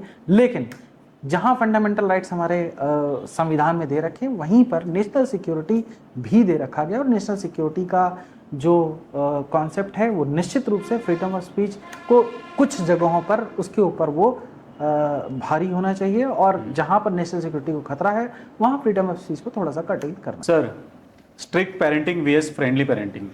भाई स्ट्रिक्ट पेरेंटिंग नहीं करनी चाहिए। बच्चा, मैं स्ट्रिक्ट पेरेंटिंग में पला हूँ, हालांकि उसमें कल्चर मतलब चूंकि बहुत सारी अच्छी चीज़ें भी सिखाई गई थी, तो आज मैं इतनी अच्छी जगह पे बैठा हूँ। लेकिन स्ट्रिक्ट पेरेंटिंग का जो बैड एस्पेक्ट्स हैं वो मैंने झेल रखे हैं। मुझे लगता है बच्चों के साथ लगातार आप बात करिए, और जितना ज़्यादा आप बात करेंगे, जितना ज़्यादा बच्चे के साथ समय बिताएंगे, उतना वो सेफ महसूस करेगा। और अगर 90% केसेस में आपका बच्चा एक अच्छी सिचुएशन अचीव करेगा, एक अच्छा इंसान बनेगा, और देश का एक अच्छा नागरिक बनेगा। करेक्ट। सोशल मीडिया, बून और कर्स। बून है भाई, कर्ज वर्ज कुछ नहीं है। सोशल मीडिया बहुत अच्छी चीज़ है। आज इसी की वजह से हम और आप सामने बैठे हैं, नहीं तो बैठे भी नहीं होते। एक मुंबई का आदमी जो है, मुंबई का जो वर्कर, मुंबई से कोई आया है और वो यहाँ पर हमारे साथ एक काम कर रहा है, तो हम लोग इसीलिए कनेक्ट हो पाए। और बहुत बड़े बड़े वरदान हैं यार। आज हम लोग बैठे बैठे क्या नहीं कर सकते सोशल मीडिया की वजह से। अमेरिका की चीज़ों को, अमेरिका में क्या अच्छी चीज़ें चल रही हैं वो हम सोशल मीडिया पे यहाँ पे पहचान लेते हैं। अमेरिका, पूरी दुनिया घूमनी है, आप सोशल मीडिया पे घूम लो, बहुत सारे ऐसे ट्रैवलर ब्लॉग्स हैं। आप कहीं घूमने का प्लान कर रहे हो, आप जब बढ़िया अपने 4-5 ट्रैवलर ब्लॉग देख लीजिए, आपको सब पता चल जाएगा। आपको हर किसी का सॉल्यूशन मिल रहा है ना, सब चीजों का सॉल्यूशन मिल कुछ भी जाएगा। चाहिए, मतलब आंसर चाहिए, मिल जाएगा। अब तो मैं कहीं भी जा रहा हूँ, चैट जीपीटी सबसे बड़ा एग्जांपल। चैट जीपीटी सोचो, अगर मैं चैट जीपीटी तो चलो आपको उसमें दे रहा है, क्या कहते हैं, लिखित में। पहले क्या होता था, लोग वैष्णो देवी माता के दर्शन जब करने जाते थे तो लोग बस पूछते थे, अच्छा बताओ भैया वहां कैसे जाएंगे, कौन सी ट्रेन मिलेगी, कहाँ से रुकेंगे, क्या करेंगे, कहाँ पे पैसे, कितने पैसे खर्च। आज आप 4 ट्रैवलर ब्लॉग देख लीजिए, सब कुछ पता चल जाएगा आपको, वहां सब कुछ पता चल जाएगा। करेक्ट। और उसके बाद अपने उस आदमी से बात कर लो जो माता के दर्शन पहले करने गया हो, उससे ज्यादा जानकारी आपको होगी। करेक्ट। सर, एआई अपॉर्चुनिटी और थ्रेट? एआई बिल्कुल अपॉर्चुनिटी है, और थोड़ा सा हम लोगों को ध्यान रखना पड़ेगा। अभी तो इसका बहुत फ्यूचर बाकी है। अगर ये गलत हाथों में गया तो थ्रेट भी है। हम लोग बहुत सारी मूवीज इस पे देख चुके हैं, तो इसके बहुत सारे, एक वीडियो भी बीच में संचालित हुआ जिसमें 2 एआई आपस में बात कर रहे थे। अचानक उन्होंने कहा, अरे हम ये लोग ह्यूमन लैंग्वेज में या इंग्लिश में क्यों बात कर रहे हैं, हम लोग अपनी भाषा में बात करते हैं। फिर वो अपनी भाषा में बात कर रहे हैं, ची ची करके आवाज़ आ रही। वो वीडियो बड़ा वायरल हुआ था। तो वो मैंने अब तक देखा नहीं, लेकिन लोगों ने मुझे बताया। तो वो बड़ा ही थ्रेटनिंग और बड़ा ही अलार्मिंग है। तो बड़ा ही अलार्मिंग है। थ्रेटनिंग तो अभी नहीं कहूँगा। अगर सही यूज हाथों में रहा तो निश्चित रूप से वो हो सकता है। ठीक। ओके सर, सक्सेस हार्डवर्क और लक? अरे दोनों का पार्ट है। लक आपका पार्ट करता है, लेकिन 10% 20%, इससे ज़्यादा नहीं। हार्ड वर्क के बिना, कंसिस्टेंसी के बिना, स्ट्रेटेजी के बिना आप कुछ भी लाइफ में अचीव नहीं कर सकते। लक मैटर करता है 10% 20%। Discipline, motivation? डिसिप्लिन सबसे इंपॉर्टेंट है। बहुत बड़े बड़े सेलिब्रिटीज़ ने कह रखा है, आप जितने भी सक्सेसफुल लोग देखिए, चाहे वो हमारे प्रधानमंत्री जी हों, चाहे हमारे चीफ मिनिस्टर साहब हों, चाहे वो एलन मस्क हों, चाहे डोनाल्ड ट्रंप हो, जितना बड़ा सक्सेस, मुकेश अंबानी, अडानी जी, जितने भी बड़े बड़े लोग हैं, सक्सेसफुल लोग हैं, वो सारे के सारे लोग डिसिप्लिन हैं। एक आदमी दिखा दो बिना डिसिप्लिन वाला हो, क्योंकि उनके पास अपॉर्चुनिटी ही नहीं है, और वो अगर जरा सा भी करेंगे तो उस पोजीशन पर रहेंगे नहीं।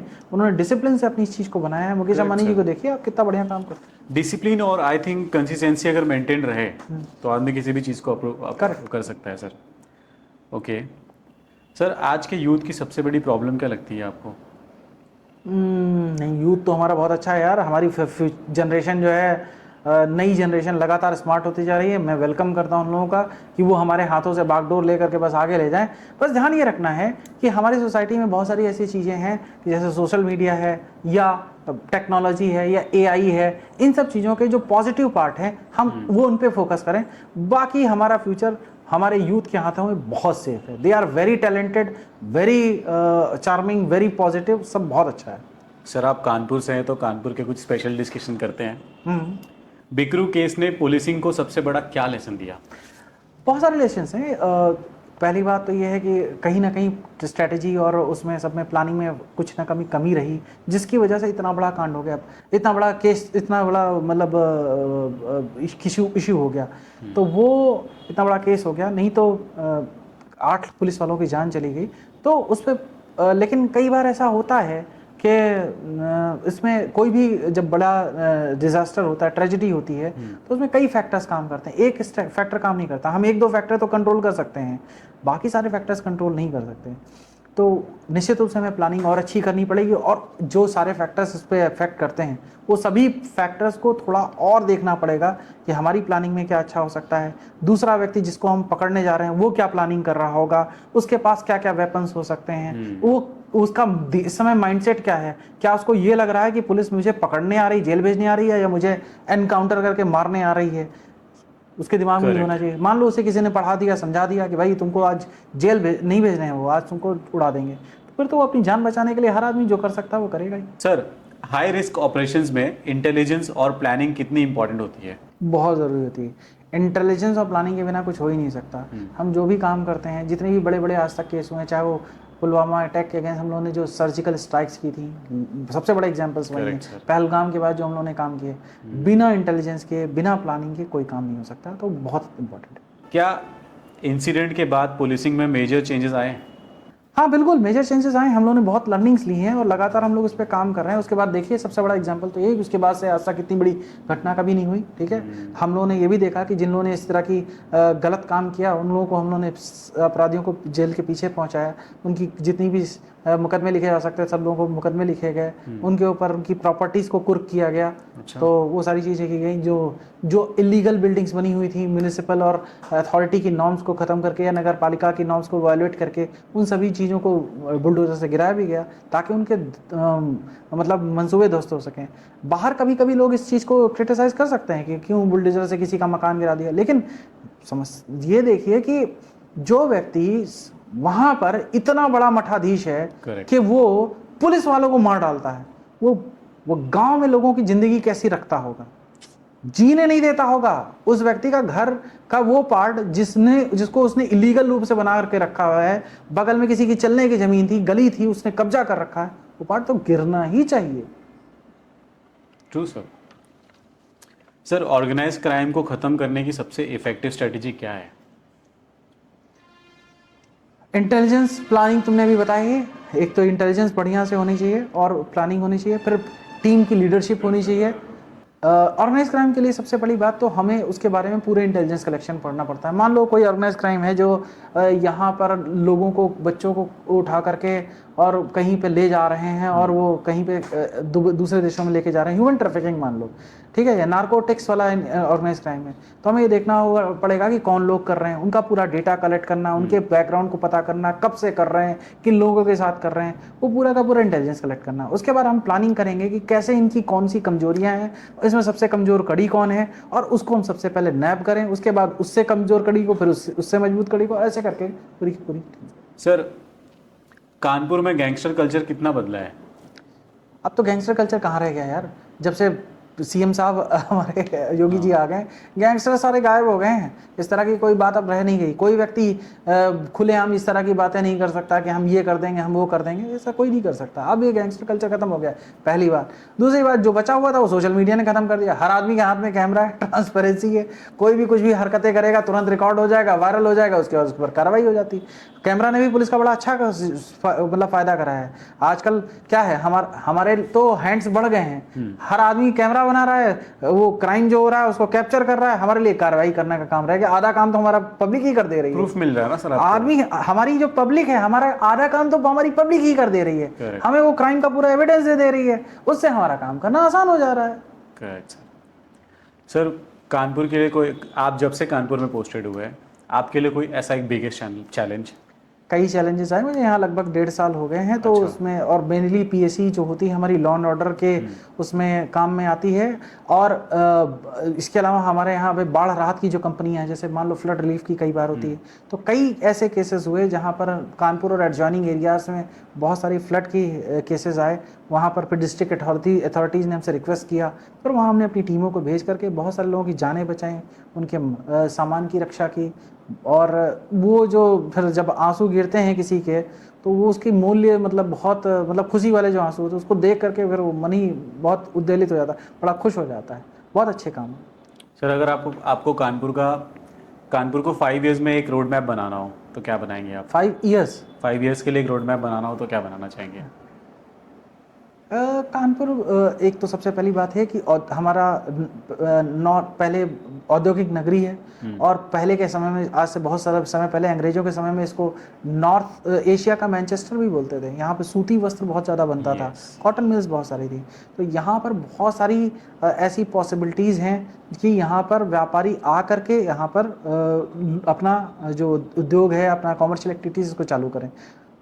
वो सारी फैसिलिटीज, चाहे वो इलेक्ट्रिसिटी हो, चाहे वो इंफ्रास्ट्रक्चर हो, चाहे बाकी फैसिलिटीज़ हैं वो तो एडमिनिस्ट्रेशन दे रहा है, लेकिन हमारा काम है एज ए पुलिस ऑफिसर लोगों के अंदर ये विश्वास जागृत करना कि अगर आप कोई कॉमर्शियल एक्टिविटी चालू कर रहे हैं तो आपसे कोई हफ्ता नहीं लेगा, आपसे कोई फ्री का सामान नहीं लेगा, आपकी पूरी सुरक्षा होगी, पुलिस आपकी मित्र है, हम कम्युनिटी पुलिसिंग के थ्रू आ रहे हैं और जब भी आप हमारे पास आएंगे आपकी समस्याओं का पूरा समाधान होगा। अगर हमने ये कर दिया और व्यापारियों को आगे बढ़ा दिया तो जैसा कि हमारे प्रधानमंत्री मोदी जी कहते हैं कि भाई अगर आपने जो हमारा देश का व्यापारी है वही देश को आगे ले जा सकता है। हमारे देश को आज इतना हम आगे पहुंच पाए हैं, इतना बड़ा हम कर पा रहे हैं, तो उसके आगे उसमें हमारे देश के इकोनॉमिस्ट का और बिजनेसमैन का बहुत बड़ा रोल है, क्योंकि वही है जो सबसे ज़्यादा अपॉर्चुनिटीज़, एम्प्लॉयमेंट अपॉर्चुनिटीज़ देते हैं। हम गवर्नमेंट सेक्टर्स में कितनी अपॉर्चुनिटीज़ दे पा रहे हैं? करेक्ट। उससे कई गुना ज़्यादा अपॉर्चुनिटीज़ प्राइवेट सेक्टर्स में है और वो केवल बिजनेस एक्टिविटीज़, कॉमर्शियल एक्टिविटीज़ और बिजनेसमैन की वजह से हुई। और ये हमारे प्रधानमंत्री जी की लीडरशिप का, सीएम साहब की लीडरशिप का नतीजा है कि आज यहाँ पर इन्वेस्टर्स समिट में लोग पहुँच रहे हैं, लोगों का यूपी की कानून व्यवस्था में विश्वास जमा है। True sir. सर आपकी पोस्टिंग इतनी हुई है, आपकी लाइफ में कोई ऐसी पोस्टिंग जहाँ पे आपको लगा हो कि यार ये क्यों हो गया, या एक डर फैक्टर या कुछ ऐसा फैक्टर आया हो आपके मन में? नहीं नहीं, ऐसा कुछ नहीं है यार। मैं क्योंकि मैं इतना फॉर्चुनेट हूँ, भगवान के आशीर्वाद से मुझे आईपीएस की सर्विस मिली, अपना होम क्वार्टर मिल गया। बहुत अगर यही मुझे अभी मैं वहाँ पे तमिलनाडु गार्डन में बैठा होता तो रो रहा होता कि बताओ मुझे बहुत मुश्किल हो रही है, ना मुझे वहाँ अपने लोग मिल रहे हैं, ना लैंग्वेज, ना कल्चर, ना खाना, ना पीना, बहुत मुश्किल होती है। मुझे यहाँ पे पोस्ट कर दिया, सारे तो अपने जानने वाले लोग हैं, अपने जैसे लोग हैं। कभी कभी ये मुश्किल जरूर होती है कि वहाँ जब लोकल लैंग्वेज नहीं समझ में आती, जैसे पूरब, मैं पूरब का हूँ, लेकिन पूरब में जैसे मैं संत कबीर नगर, महाराजगंज और कुशीनगर का एसपी था, तो कई लोग ऐसे जब बिल्कुल ही लोकल लैंग्वेज बोलने लगते अपने गाँव की लैंग्वेज, तो मैं समझ नहीं पाता था। तो मुझे ट्रांसलेशन मतलब किसी से पूछना पड़ता था कि भाई ये क्या कह रहे हैं, बगल का आदमी जो लोकल होता था वो बताता था, तो वो थोड़ा मुश्किल होती है। लेकिन अपने लोगों के बीच में, जब अपने ही समाज के बीच में काम करना, और चॉइस भी यही थी, मैंने फॉरेन सर्विसेज नहीं एक्सेप्ट किया था, मुझे नहीं जाना था, तो जब मेरी चॉइस की सर्विस मुझे मिली है तो अपने लोगों के बीच में काम करें तो मुझे बहुत अच्छा लगा। हमेशा लगा कि नहीं बहुत बढ़िया है, सारी जगहें मुझे बहुत अच्छी लगी और गवर्नमेंट ने मुझे मेरे टैलेंट के हिसाब से जगह मुझे दी। I was very happy to please accept. We are also sir happy that you are here. Sir आजकल ना कई ऐसे यूथ मूवमेंट्स हैं जिन पे यूथ को लगता है कि हमारे साथ जो हो रहा है वो गलत हो रहा है, इस पे आपका क्या बोलना है? देखो, यूथ हमारा देश का फ्यूचर है। जितना ज़्यादा यूथ हमारा पॉजिटिव रहेगा, जितना ज़्यादा हम उसे आगे बढ़ाएंगे, उतना ज़्यादा हमारा देश आगे बढ़ेगा। बस ये है कि यूथ के अंदर एनर्जी इतनी ज़्यादा होती है, इतनी ज़्यादा एनर्जी होती है कि वो कभी कभी उसे संभाल नहीं पाता, तो वो बहुत संभालने वाली बात होती है। अगर उस एनर्जी को हमने पॉजिटिव डायरेक्शन में लगा दिया तो वो मतलब क्या कर सकता है इसका कोई भरोसा नहीं। इसीलिए तो अमेरिका हमसे डरता है, चाइना हमसे डरता है, क्योंकि हमारे यहाँ यूथ फोर्स इतनी है, उसके अंदर इतनी एनर्जी है, इतना टैलेंटेड यूथ है हमारा। हमारे यूथ ने जाके पूरे अमेरिका और चाइना सब जगह जाके कैप्चर कर लिया। बस ये है कि हम उस एनर्जी को चैनलाइज करने की जरूरत है, वो गलत हाथों में ना जाए, सही काम करे। और उनको ये पता होना चाहिए कि अगर हमें सिस्टम से कोई बात एक्सेप्ट करवानी तो उसका एक तरीका होता है, वो तरीका सीख जाएंगे फिर तो हमारे यूथ का कोई मुकाबला ही नहीं। ओके सर, आपने कहा कि नीट, यूथ हमारा एनर्जी के साथ प्रैक्टिस कर रहा है, नीट के लिए भी तो एनर्जी के साथ प्रैक्टिस किया उन्होंने। बिल्कुल। देखो, जो नीट का पेपर लीक हो गया या जो भी समस्याएं हुई, उसके लिए गवर्नमेंट भी बहुत प्रयास कर रही है। हम लोग जानते हैं, हम गवर्नमेंट में हम जानते हैं कि हम लोग किस स्तर की प्लानिंग करते हैं, स्ट्रेटजी करते हैं। इनफैक्ट देखो, इस बार तो ये भी हुआ कि हम एयरफोर्स के विमान, गवर्नमेंट ये कर रही है कि एयरफोर्स के विमानों को हम ले रहे हैं कि जिसकी वजह से नहीं किया सके। Correct. हमारे प्रधानमंत्री जी और हमारे जो भी लोग हैं इस सिस्टम में, सारी की सारी ब्यूरोक्रेसी इस बात के लिए प्रयास कर रही है कि ऐसा नहीं होना चाहिए। और बहुत ही ये मतलब अनफॉर्चुनेट है और सारा व्यक्ति दुखी है अगर ऐसा कुछ होता है। कोई नहीं चाहता कि पेपर लीक हो, ठीक है। और बस ये है कि जो हमारे स्टूडेंट्स हैं उनको भी थोड़ा सा धैर्य रखना चाहिए। हालांकि मुश्किल काम है, लेकिन धैर्य रखना चाहिए और अपनी बात को प्रॉपर तरीके से पहुंचाएं।